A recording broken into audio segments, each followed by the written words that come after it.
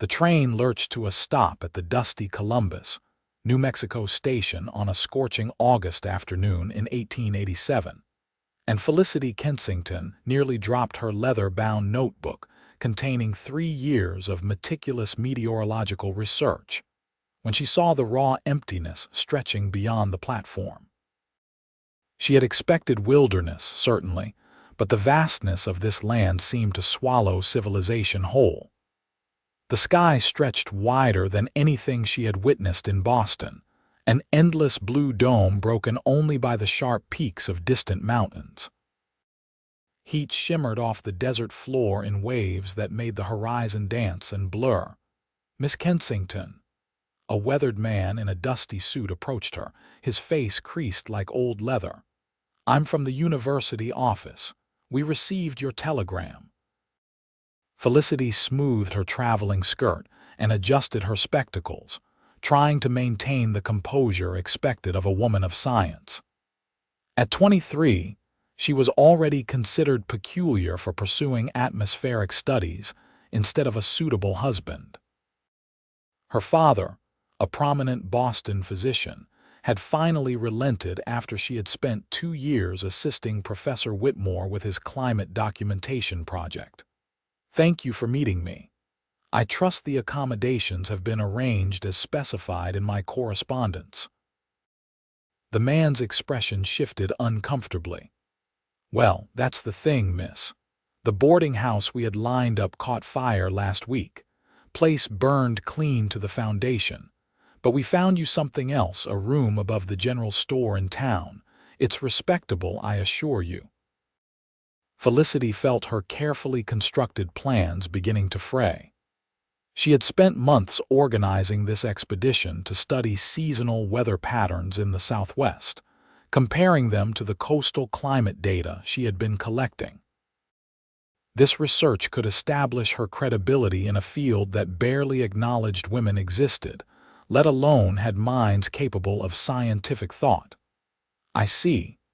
And the instruments I shipped ahead, safe and sound at the university depot. You can collect them tomorrow."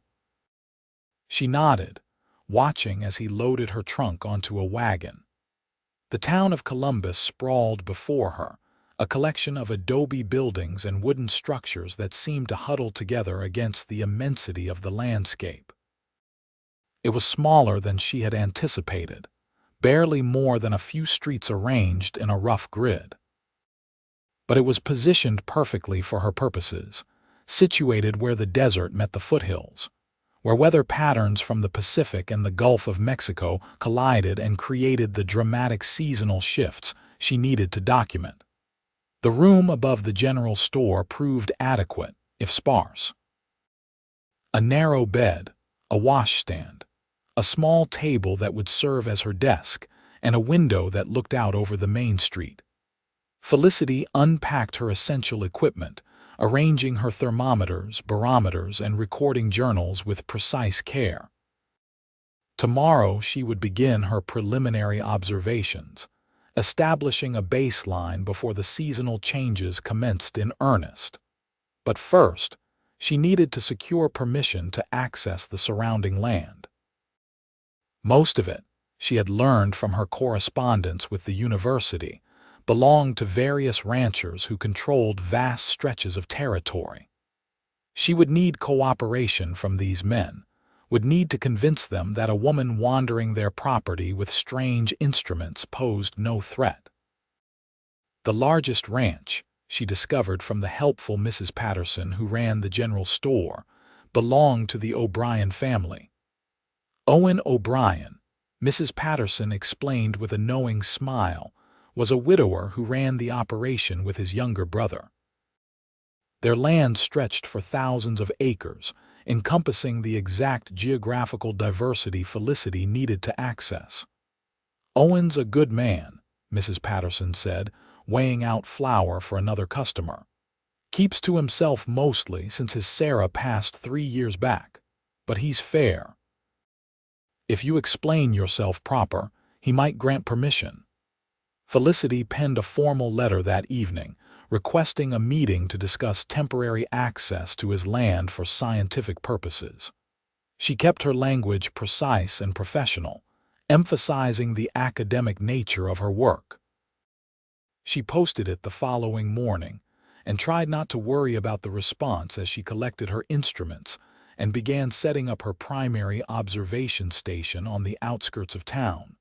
The heat was astonishing. By midday, her careful Boston attire felt like a prison of wool and cotton. She had read about desert temperatures, had studied the meteorological reports, but experiencing it firsthand was entirely different.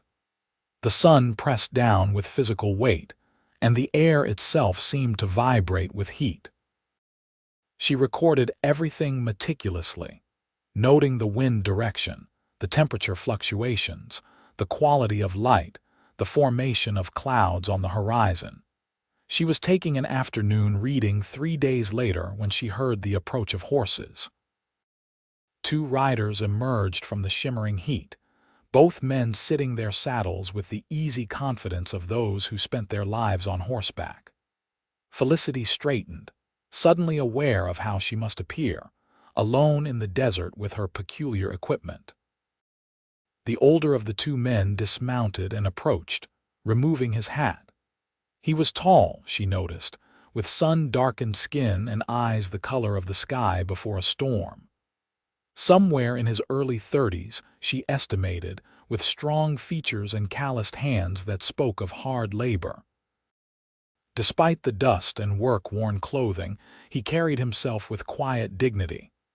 "Miss Kensington, I'm Owen O'Brien. Got your letter." His voice was deep, with a slight roughness that suggested years of giving commands over wind and distance. Felicity extended her hand, determined to establish herself as a professional colleague despite her gender. "Mr. O'Brien, thank you for taking the time to meet with me. I appreciate your consideration of my request." He shook her hand briefly, his grip firm but careful. "Got to admit, your letter confused the hell out of me at first. Seasonal changes, atmospheric documentation. Had to read it twice before I understood you wanted to study the weather." The other man, younger and bearing a strong family resemblance, laughed. "Took him 3 times, actually." "I'm James, the readable brother." Felicity found herself smiling despite her nervousness. "My apologies. I sometimes forget that not everyone speaks in academic terminology. Simply put, I'm recording how weather patterns change throughout the year in this region. Temperature, precipitation, wind patterns, humidity levels. I'm comparing them to data from coastal areas to better understand how geography affects climate." Owen studied her for a long moment, his expression unreadable. "And you need to traipse around my ranch to do this." "I need access to varied terrain. Desert floor, foothills, higher elevations. Your land, from what I understand, encompasses all of these. I would be as unobtrusive as possible, and I would share all findings with you, of course. Understanding weather patterns could help you predict droughts, plan for water management, anticipate harsh winters." She watched as he considered this, his gaze moving from her to the equipment she had set up, to the detailed notes visible in her open journal. She had learned over the years that men often needed to be convinced that a woman's work had practical value. Pure science for its own sake was considered too abstract for the female mind to pursue, but science that could be applied to masculine endeavors was sometimes permitted. How long would this take? Ideally, a full year to capture all 4 seasons, but I would begin with 6 months and reassess based on my findings. James whistled low. "That's a long time to be camping out in the wilderness, miss." "Begging your pardon, but you don't exactly look equipped for that kind of rough living." Felicity bristled slightly. "I assure you, I am quite capable of enduring discomfort in pursuit of knowledge. I've been preparing for this expedition for over a year." Owen held up a hand, forestalling his brother's response. "I'm not worried about your capabilities, Miss Kensington. I'm worried about your safety. This isn't Boston. We've got rattlesnakes, mountain lions, flash floods, and occasionally some unfriendly characters passing through. Can't in good conscience let a woman wander my land alone. I don't require a chaperone, Mr. O'Brien. Didn't say you did, but those are my terms.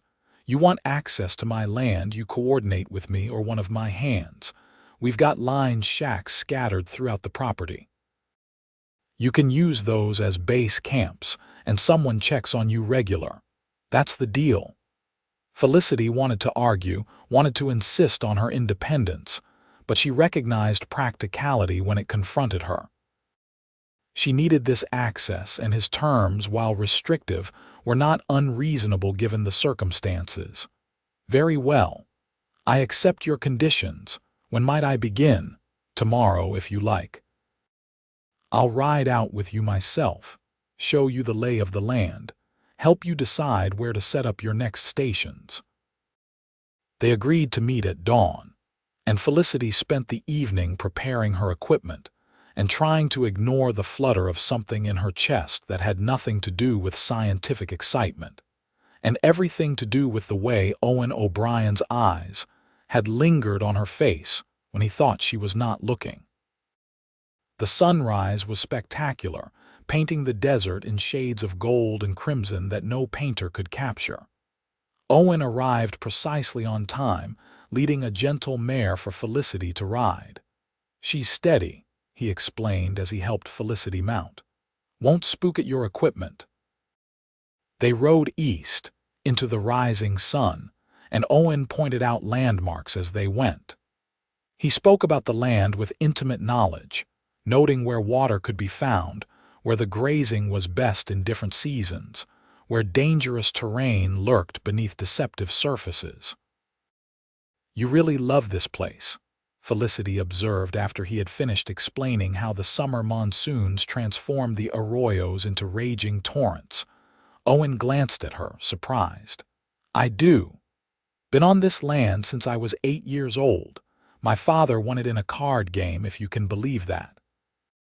Fellow was so deep in debt he put up his ranch as collateral. Father figured it was a sign, so he moved us all out here from Texas, built it up from nothing. Mrs. Patterson mentioned you're a widower. The words emerged before Felicity could stop them, too personal for their brief acquaintance. She immediately regretted the intrusion, but Owen simply nodded. Sarah died in childbirth 3 years ago, baby too, a son. His voice was matter-of-fact, but Felicity could hear the old pain beneath it. She was a good woman, deserved better than to die on this hard land.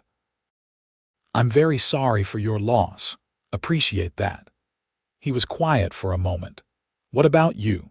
Seems unusual for a young woman to travel this far alone, chasing weather patterns. No family objecting. My father objected strenuously at first. But my mother was a naturalist before she married, gave it all up for domestic life. I think she sees this as a chance to live vicariously through my work. She eventually convinced father to allow it, though he made his disapproval abundantly clear. And no gentleman waiting for you back east. Felicity laughed, the sound carried away by the morning wind. Gentlemen don't generally appreciate women who can calculate dew point temperatures and discuss atmospheric pressure. I'm considered rather unmarriageable, Mr. O'Brien. Too educated, too independent, too peculiar. Owen, he corrected. And their loss, I'd say. The comment warmed her more than the climbing sun, and she turned her attention firmly to the landscape, pointing out features that would be ideal for observation stations. They spent the day exploring the northern section of his ranch.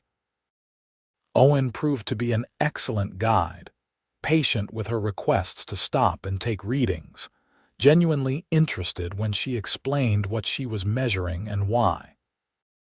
He asked intelligent questions about how weather patterns formed, about the instruments she used, about the broader implications of her research. So if you can predict weather better, he said as they rested the horses near a natural spring. Farmers and ranchers could plan better. Know when droughts are coming, prepare for harsh winters. Exactly. And not just that. Understanding climate patterns could help with everything from navigation to agriculture to urban planning. We're only beginning to grasp how interconnected these systems are. Owen studied her as she spoke, her face animated with passion for her subject, her hands gesturing as she explained complex concepts. When she realized he was staring, she faltered. "I apologize. I tend to become overly enthusiastic about my work." "Don't apologize." It's refreshing, hearing someone talk about something they care about that much. Most folks out here are too busy surviving to think much beyond the next season. They established 3 observation stations that day, positioning them to capture different elevations and exposures. Owen helped her secure the instruments against wind and weather, his hands deft and sure as he worked. Felicity found herself watching those hands more than was strictly professional, noting the way he handled delicate equipment with unexpected gentleness. As they rode back toward town in the long twilight, Owen cleared his throat. "I'm usually out checking cattle and fences most days, but every few days I could ride out with you like this, help you set up in new areas. And I'll talk to my foreman, make sure the hands know you have permission to be on the land." "Thank you. That's very generous. It's practical. And truthfully, it's the most interesting thing that's happened around here in a long while." He paused. "You planning to take observations at night too?" "Some weather conditions only happen after dark." "Yes, actually. Temperature inversions do formation. Certain wind patterns are nocturnal phenomena. Then I'll make sure you have safe places to stay. Got a line shack about 5 miles east that's in good repair. You could use that as a base for the eastern sections." Over the following weeks, a routine developed. Felicity would spend her days taking observations, recording data, adjusting her instruments, and mapping weather patterns. Every 3rd or 4th day, Owen would appear, ostensibly to check on his cattle but always managing to find her, to spend a few hours helping her relocate equipment or establish new stations. They talked as they worked, conversations that ranged from the technical details of her research to broader discussions about life, ambition, loss, and hope. Felicity learned that Owen had wanted to be a teacher before his father died and left him responsible for the ranch and his younger siblings. Owen discovered that Felicity had taught herself mathematics by sneaking her brother's textbooks, that she had been the only woman in Professor Whitmore's atmospheric studies seminar, that she dreamed of one day having her research published in the scientific journals that still barely acknowledged female contributors. "Seems wrong," Owen said one afternoon as they sheltered from a sudden rainstorm in a rocky overhang, watching the desert transform under the downpour. "All this talent and dedication, and they won't give you credit just because you're a woman. The world is full of such injustices. Women who could contribute enormously to science, medicine, law, business, all confined to parlors and nurseries because society deems us too delicate or simple-minded for anything else.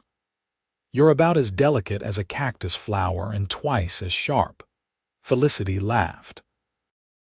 "I'm not certain that was a compliment." "It was.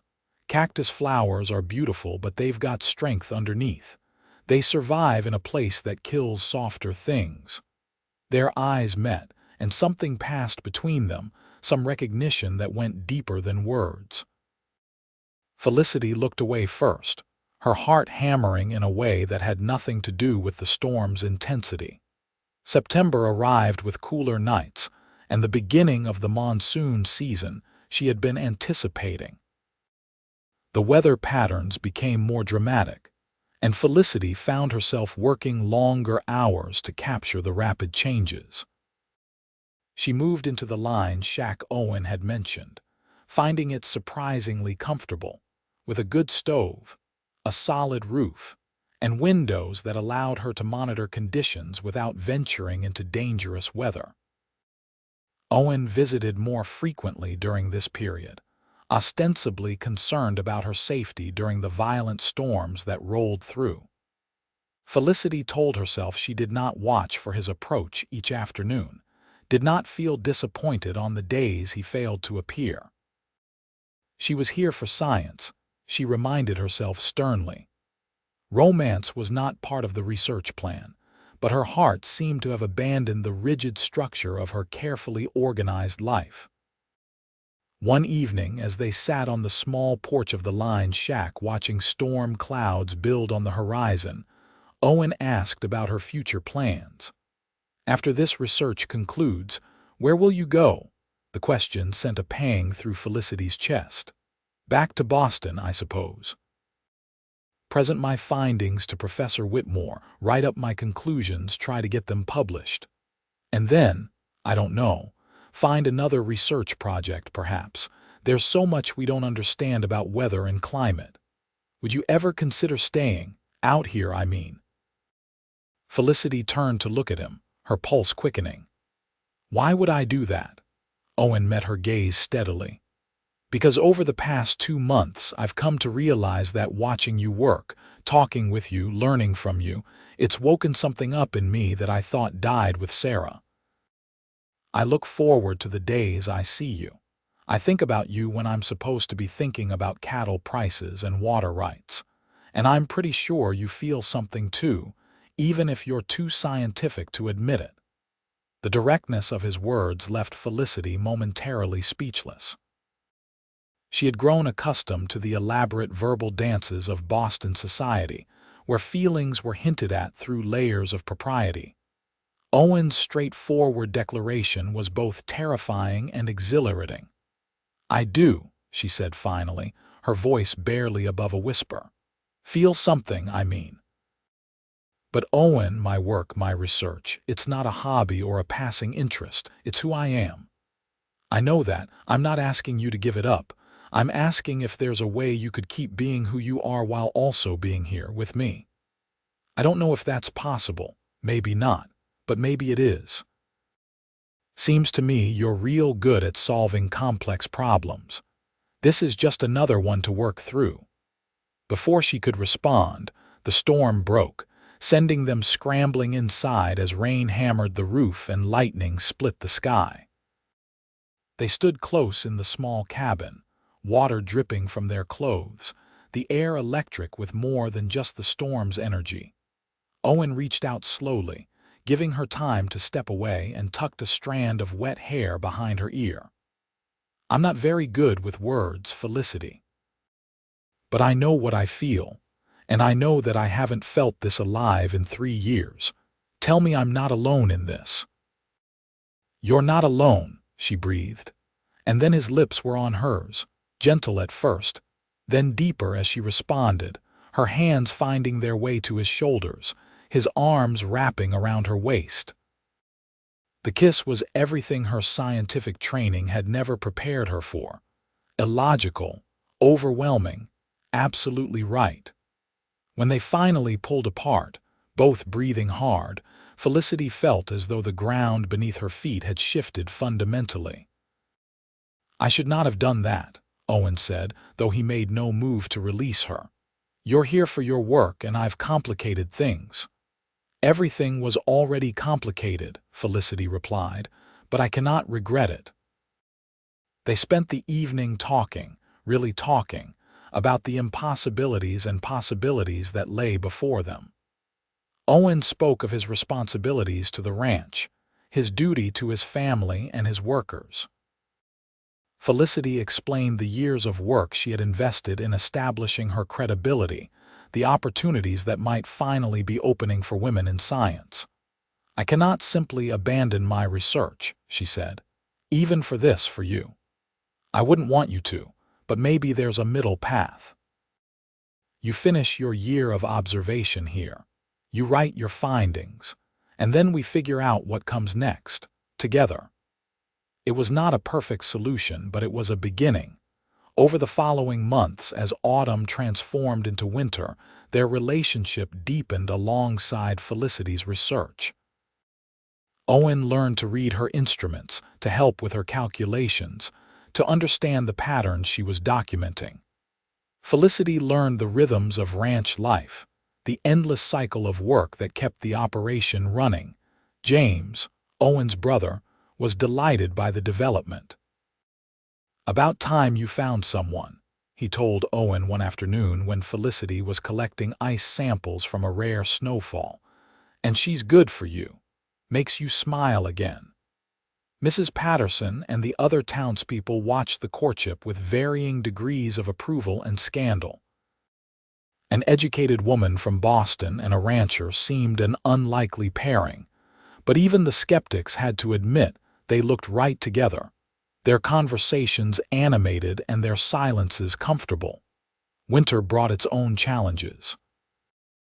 The temperatures dropped far more than Felicity had anticipated, and her observations often required venturing out in brutal conditions. Owen insisted on accompanying her during the worst weather, and she grudgingly admitted that his presence made the work safer if not easier. One particularly cold January morning, they were returning from checking instruments near the foothills when they encountered a group of travelers, a family whose wagon had broken down. The father was struggling to repair a shattered wheel while his wife and 3 young children huddled against the wind.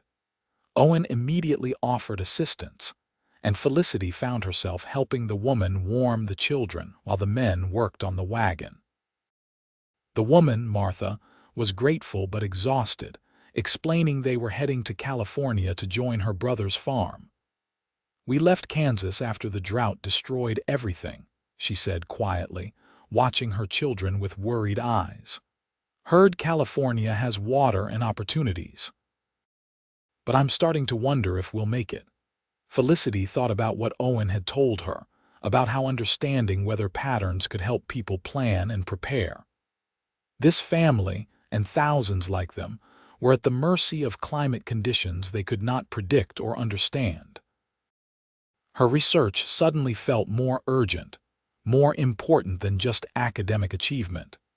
When the wagon was repaired, Owen sent them on their way with supplies and directions to Columbus, where they could rest and resupply properly. As they watched the family disappear down the trail, Felicity turned to Owen. "That's why this work matters. If we could predict droughts, families like that might not lose everything. They could prepare, adapt, survive." "Then we'd better make sure you get it done right," Owen said, pulling her close against the cold. Spring arrived in an explosion of wildflowers and warming temperatures.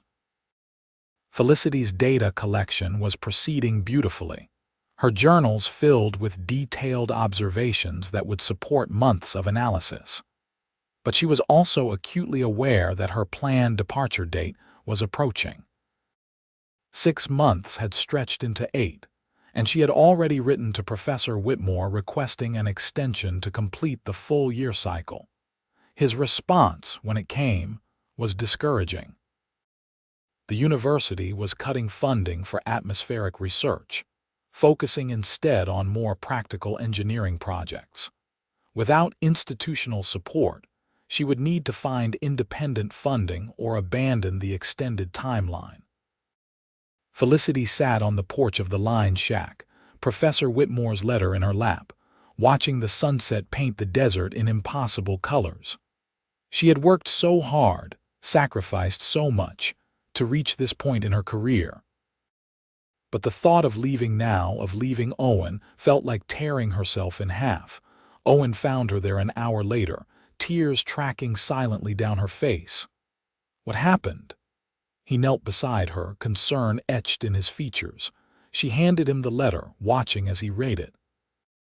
When he finished, he set it aside and took her hands. "So publish independently. Write up what you've found so far and send it to the journals yourself. They don't take unsolicited submissions from women. I need institutional backing, an established professor to vouch for the work.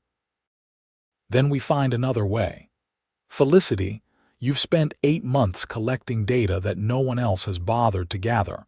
That has to count for something. It should. But the scientific establishment doesn't care about should, it cares about credentials and connections and status. Owen was quiet for a long moment. What if you didn't need them? What if you published your findings locally first, showed ranchers and farmers how to use the information, built a reputation here, in the places where your work actually matters to people's lives? It was not the path Felicity had envisioned. It was not the prestigious university position or the journal publications that would establish her place in scientific history. But as she considered it, she realized it might be something better, work that actually helped people, that made a difference in their daily lives. I would need to stay, she said slowly, here in New Mexico, at least for several more years. Would that be such a terrible thing?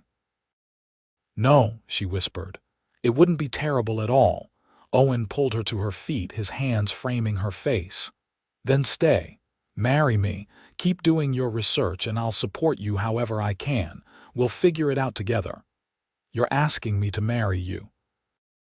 I'm asking you to build a life with me. One where you can be exactly who you are and do exactly what you love. One where we face whatever comes next together. Felicity kissed him then, pouring all her hope and fear and love into it. When they pulled apart, she was smiling through her tears. Yes, yes, I'll marry you. They married in April in a simple ceremony at the small church in Columbus. Mrs. Patterson cried, James served as best man, and several ranching families Owen had known for years attended. Felicity wore a practical blue dress rather than elaborate white, and she carried a bouquet of desert wildflowers. Professor Whitmore sent his regrets along with a wedding gift and a note expressing his disappointment that she was abandoning her academic career. Felicity's mother sent her blessing and a long letter about choosing happiness over expectation. Her father sent nothing, his silence speaking volumes about his disapproval. The pain of her father's rejection was sharp, but as Felicity stood beside Owen, speaking vows that promised partnership and support, she knew she was making the right choice. This was not abandonment of her work, but transformation of it. They spent their wedding night at the ranch house, which Felicity would now call home. Owen had cleaned and prepared it with care, and she could see traces of his late wife's influence in the curtains and some of the furniture. She appreciated that he did not try to erase Sarah's memory, that he acknowledged the past while building toward the future. "You're sure about this?" Owen asked as they stood together looking out at the moonlit landscape.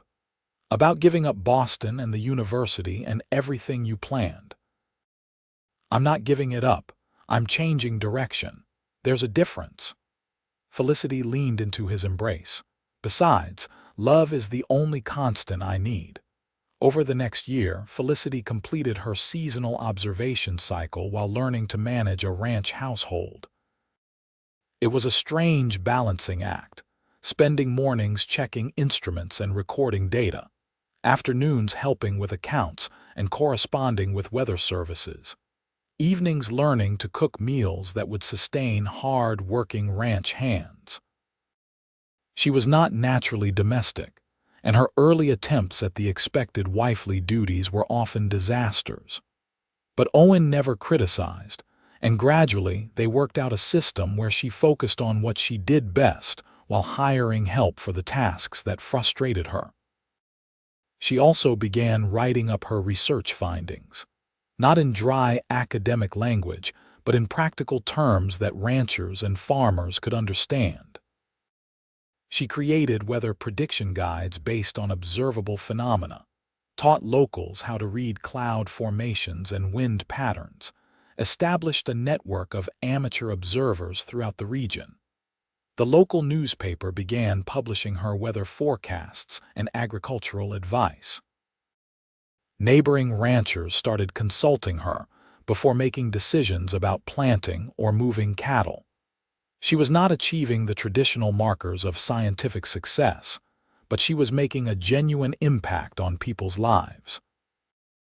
In the spring of their second year together, Felicity discovered she was pregnant. The news filled her with joy and terror in equal measure. She thought of Owen's late wife, of the dangers of childbirth on the frontier, of all the things that could go wrong. Owen held her close when she told him, his own emotions written clearly on his face. "I won't pretend I'm not scared, but we'll get through this. I'll take you to Albuquerque when your time comes. Make sure you have a real doctor and a proper hospital. That's 3 months travel there and back. You can't leave the ranch that long. James can manage. You're more important than cattle." She loved him even more for the fierce protectiveness in his voice, for the way he immediately began planning to keep her safe. The pregnancy was challenging. Morning sickness plagued her for months, and she struggled to continue her field work as her body changed. But she refused to stop entirely, modifying her routine to accommodate her condition. She established stationary observation posts closer to the house, taught Owen and James to take readings when she could not, continued her documentation work from home when necessary. In November, as the first cold winds began sweeping down from the mountains, Felicity and Owen made the journey to Albuquerque. It was exhausting travel in her condition, but Owen was patient, stopping frequently to let her rest, making sure she had water and food. They stayed with a boarding house owner Owen knew, a kind woman named Mrs. Rodriguez who had delivered half the babies in Albuquerque. The doctor Owen found was competent and respectful, treating Felicity's questions and concerns seriously rather than dismissing them as female hysterics. When labor began 2 weeks later, it was long and difficult. Felicity understood now, in a way she never had before, exactly what Sarah had endured, exactly what Owen had lost. But Mrs.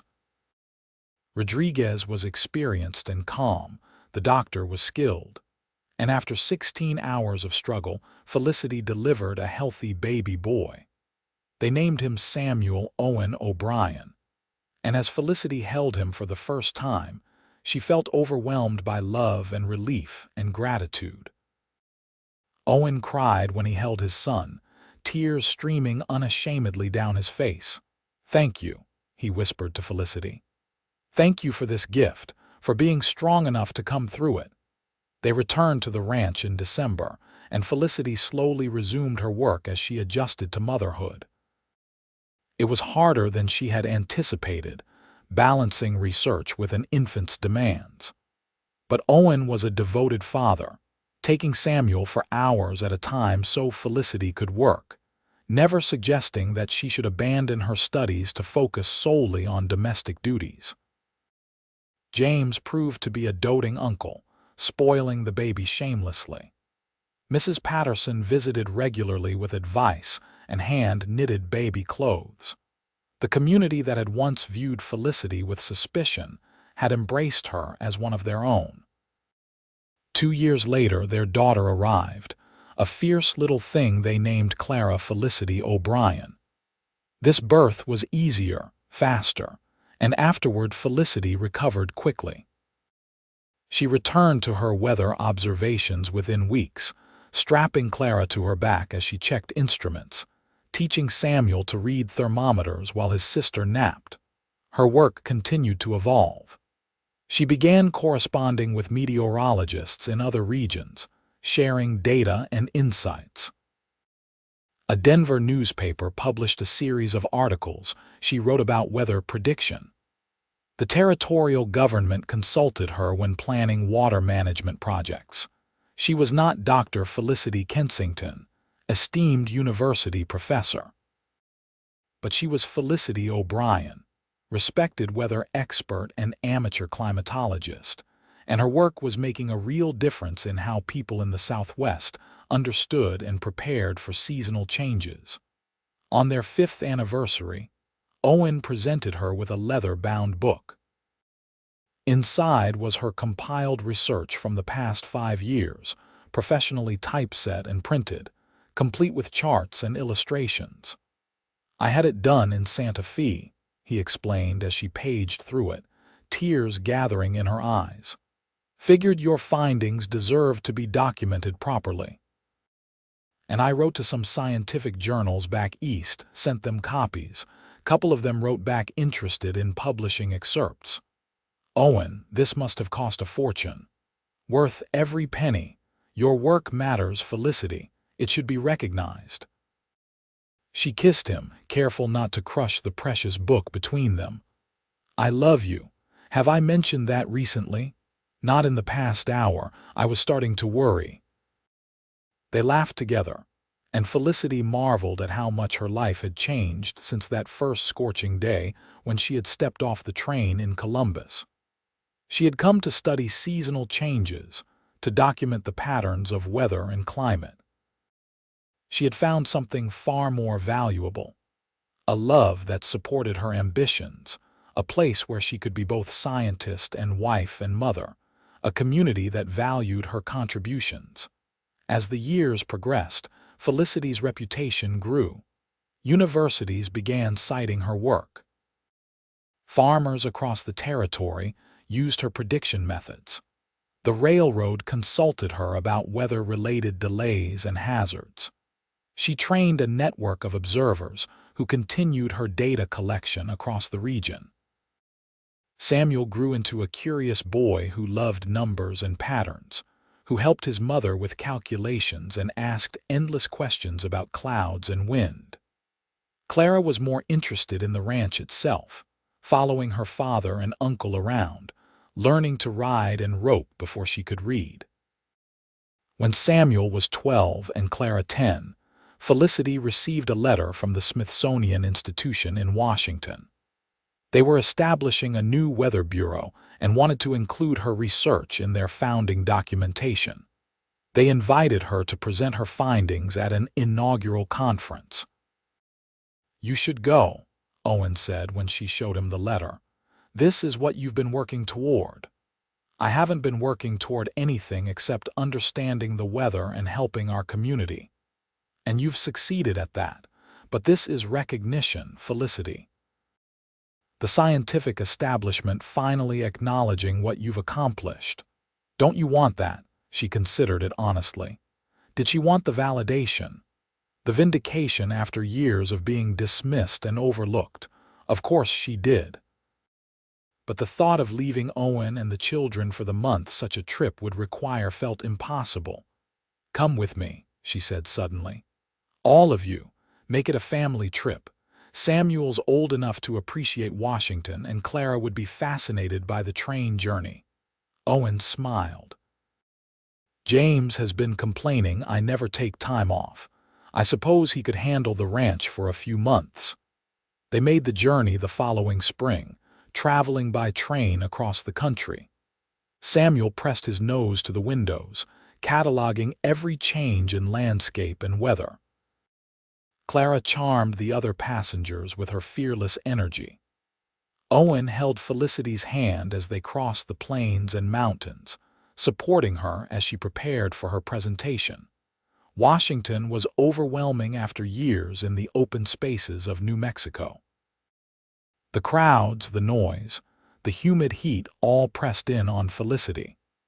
But when she stood before the assembled scientists and government officials, presenting her 5 years of research, she found her voice steady and clear. She spoke about the patterns she had documented, the prediction methods she had developed, the practical applications for agriculture and water management. She showed her charts and data tables, explained her methodology, answered questions with the expertise earned through years of careful observation. The reception was overwhelmingly positive. Several prominent meteorologists complimented her work. Government officials discussed implementing her methods in other regions. And at the end of the conference, she was invited to join the Weather Bureau as a consulting expert, providing ongoing research and analysis from her New Mexico station. It was everything she had once dreamed of: official recognition, professional validation, a position within the scientific establishment. But what pleased her most was that it came on her own terms, without requiring her to abandon the life she had built. They celebrated that night at a fancy restaurant, their family dressed in their best clothes, toasting to the future.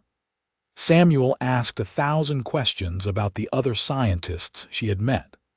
Clara wanted to know when they could go home. Owen simply smiled at her, his pride evident in every line of his face. "Told you your work mattered," he said later, as they walked back to their hotel through the lamp-lit streets. "You never doubted it, even when I did. That's what love is. Believing in someone even when they can't believe in themselves." They returned to New Mexico in summer, to a ranch that felt more like home than anywhere Felicity had ever lived. She resumed her observations and her consulting work, now with official credentials and institutional support. But the core of her life remained unchanged.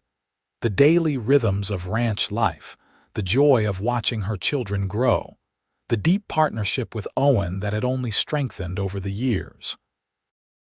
More children followed. Another son, Daniel, 2 years after their Washington trip, and finally a daughter, Rebecca, 3 years after that. Their house grew louder and more chaotic, filled with the noise of children and scientific instruments, ranch business and research projects. Felicity taught all her children to observe the world carefully, to question and measure and document. Samuel eventually studied engineering at university, applying scientific principles to practical problems much as his mother did. Clara took over much of the ranch management, her natural leadership abilities and love of the land making her Owen's obvious successor. Daniel became fascinated with water management and irrigation. Rebecca, the baby, showed signs of inheriting her mother's passion for pure research. Owen aged gracefully, his hair silvering but his strength remaining. He never tried to control or limit Felicity's work, never expected her to fit into a traditional wife's role. Their partnership was built on mutual respect and support, each enabling the other to be their best self. On their 20th anniversary, they traveled back to the spot where they had first established observation stations together, now maintained by Samuel as part of an expanded weather network. The land had not changed much in 2 decades, still vast and wild and beautiful. "You ever regret it?" Owen asked as they watched the sunset paint the sky in familiar, brilliant colors. "Giving up the traditional academic career? Not for a moment. I did exactly what I set out to do, studied seasonal changes, documented weather patterns, made a contribution to scientific understanding. The fact that I did it my own way on my own terms makes it more satisfying, not less." "And the rancher?" Owen pulled her close. "Any regrets there?" "The rancher," Felicity said, reaching up to kiss him, "proved that love is the only constant I ever truly needed. Everything else was just details." They stood together as the stars began to emerge, the same stars that had watched over their first meetings, their courtship, their marriage, the building of their life together. The wind carried the scent of sage and dust, familiar and beloved. Felicity thought about the frightened young woman who had stepped off the train in Columbus 20 years ago, so determined to prove herself, so certain that her work had to come at the expense of everything else. That woman had learned that life was not about choosing between passion and love, career and family, ambition and happiness. It was about finding the ways they could coexist, about building a life large enough to hold all the things that mattered. Her research had continued and evolved. She had published numerous papers, contributed to weather science, helped countless farmers and ranchers better understand their environment. The Weather Bureau still consulted her regularly, and her methods were taught across the country. But her greatest achievement, she knew, was not measured in publications or credentials. It was measured in the life she and Owen had built together, in the children they had raised, in the community they had served, in the love that had sustained them through 2 decades of joys and sorrows. "What are you thinking about?" Owen asked, his arm warm around her shoulders. "Everything. Nothing. How grateful I am that you responded to that formal letter from a strange woman who wanted to study the weather on your ranch. Best decision I ever made. Well, second best. First was convincing you to stay. You didn't convince me. I convinced myself. Is that how you remember it?" They laughed together, the sound carrying across the desert, and headed back toward home. Tomorrow would bring new observations to record, new data to analyze, children to raise, a ranch to manage, a life to live. But tonight was for remembering how far they had come, how much they had built, how deeply they had loved. The seasons would continue their eternal cycle, bringing change and variation and the constant surprise of weather's infinite patterns. But through all the changes, through summer heat and winter cold, through droughts and floods and everything between, their love remained constant. It was the one variable Felicity had never needed to measure or document, the one force that required no scientific analysis. She had come to study seasonal changes, seeking to understand the patterns that shaped the natural world.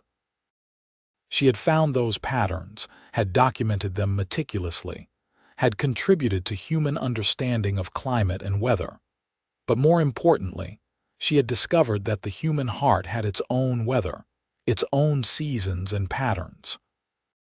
And in Owen, in their family, in the life they had created together, she had found her own climate. One of steady warmth, occasional storms that only strengthened their bond, and a prevailing pattern of love that needed no prediction because it was always there, reliable as the sunrise, constant as the turning of the earth. Years later, when Felicity was in her 60s and Owen in his 70s, they still made the trip to their original observation stations. They moved more slowly now, rode more carefully, took longer to climb the hills. But they still went, still checked the instruments that had been upgraded and improved over the decades, still recorded data that fed into the growing understanding of climate patterns. Their children were grown now, with families of their own. Samuel worked for the Weather Bureau, continuing and expanding his mother's research. Clara ran the ranch with her husband, managing the land with the same love and care Owen had taught her. Daniel had engineered irrigation systems across the Southwest. Rebecca was completing her doctorate in atmospheric science, the first in the family to earn that particular achievement. Grandchildren visited the ranch regularly, learning to ride and read weather instruments, hearing stories about their grandmother's pioneering research and their grandfather's support of her unconventional career. On what would be their final trip to the observation stations together, Felicity and Owen sat watching storm clouds build on the horizon, a familiar and beloved sight. "Looks like we're in for some weather," Owen observed, his voice rougher with age but still warm with affection. "The barometric pressure has been dropping all day. I predict substantial rainfall within the hour. After 50 years, I think you've earned the right to just say it looks like rain." Felicity laughed, leaning against him. "Where's the precision in that?" They sat in comfortable silence as the storm approached. Two people who had shared a lifetime of seasons, who had weathered every change together, whose love had proven itself the most reliable constant in a world of infinite variables. When the first drops began to fall, they mounted their horses and headed for home, riding side by side across the land they had loved and worked and studied for 5 decades. Behind them, the instruments continued their patient work, recording temperature and humidity and wind speed. documenting the endless patterns of change that made each season unique, yet predictable. And ahead of them lay home, the ranch house filled with memories, surrounded by children and grandchildren, rooted in the New Mexico soil like the stubborn desert plants that bloomed year after year, despite heat and drought and harsh winds.